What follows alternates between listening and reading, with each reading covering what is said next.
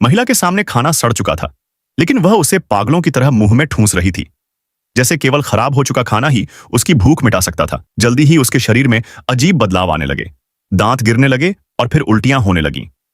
यह देख वह घबरा गई और तुरंत अस्पताल जांच कराने पहुंची। रिपोर्ट देखकर वह दंग रह गई। वह गर्भवती थी।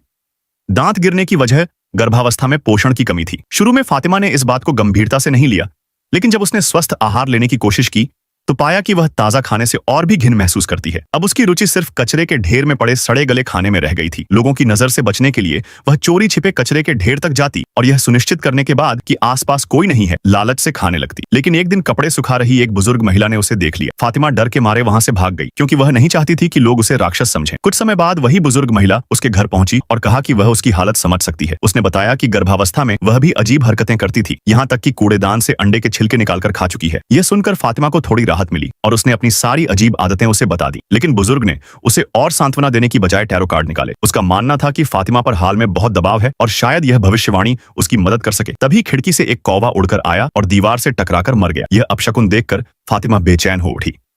धीरे धीरे उसकी हालत बिगड़ती गई और अब उसे लाशों में भी दिलचस्पी होने लगी। एक दिन उसने अपने पड़ोसी की लाश को भी खाना शुरू कर दिया। इसके बाद वह लगभग हर दिन सुनसान जगहों में छिपकर सड़ा हुआ खाना खाती। लेकिन एक दिन उसके पति एलिस ने उसे रंगे हाथों देख लिया। सवालों के दबाव में फातिमा ने सब सच बता दिया। एलिस घबरा गया और उसे डॉक्टर के पास ले जाने की ठान ली। फातिमा ने मना किया, लेकिन आखिरकार दोनों अस्पताल पहुंचे।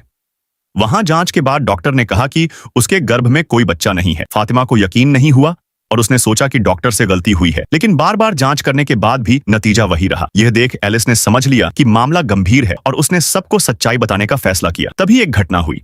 एक व्यक्ति जिसे राक्षस उठा ले गया था जिंदा लौट आया, लेकिन चेहरे पर भयानक घाव थे और खून बह रहा था। लोगों ने समय रहते उसे अस्पताल पहुंचाया, जिससे उसकी जान बच गई। पुलिस प्रमुख को शक हो गया कि यह राक्षस की साजिश है, ताकि लोग एक दूसरे को मार डालें।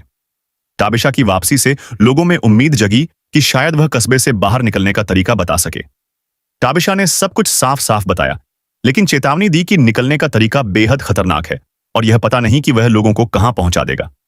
पुलिस प्रमुख ने सुरक्षा के लिए सभी को मना किया, लेकिन कुछ लोग उसकी बात मानने को तैयार नहीं थे।